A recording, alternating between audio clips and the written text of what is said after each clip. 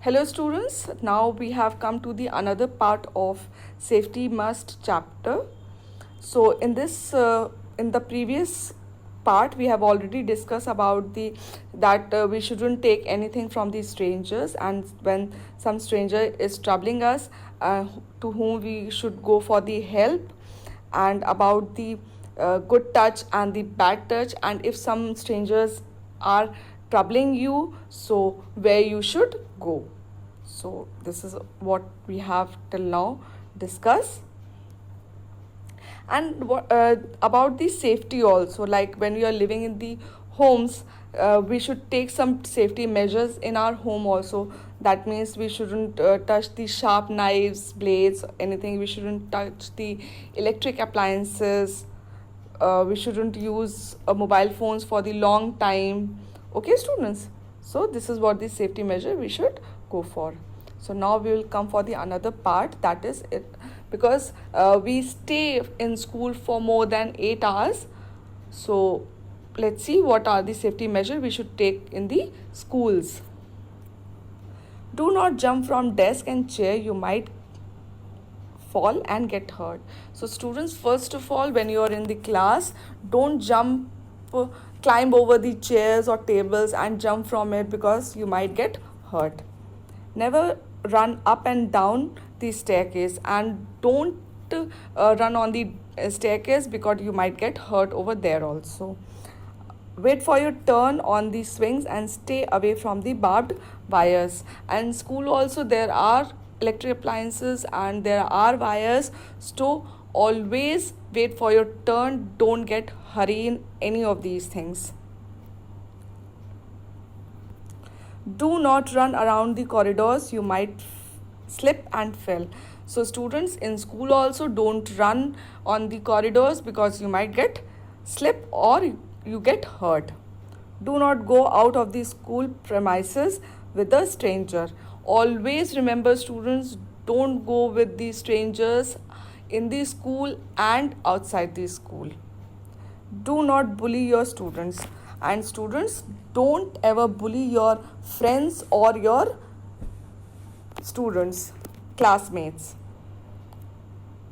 So now we have come to the another part, that means on road. Students, we go out from our houses on the road, so we should follow the rules which are made for our own safety. So let's see what are the safety measures.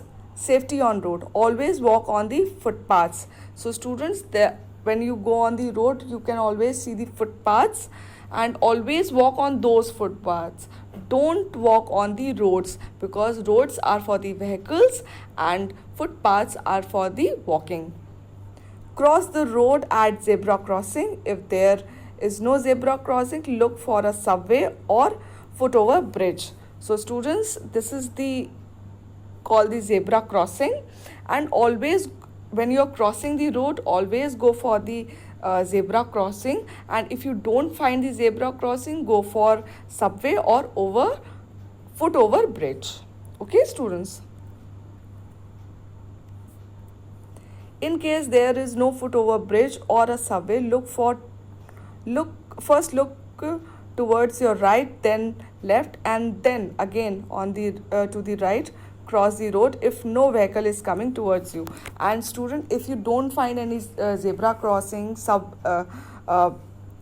the foot over bridge or subway, so always when you're crossing the road, always first look at your right, then left, then again on the right side of the road, and then cross the road. While cycling on the road, always stay in your to your left. Give a signal with your hand before you take a turn. And students, when you are cycling on the road, always keep your cycle on the left side of the road and give a signal from your hand before you take a turn.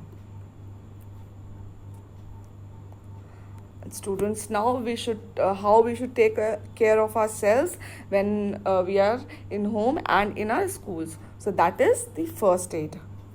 It is very important to stay safe and help some injured person.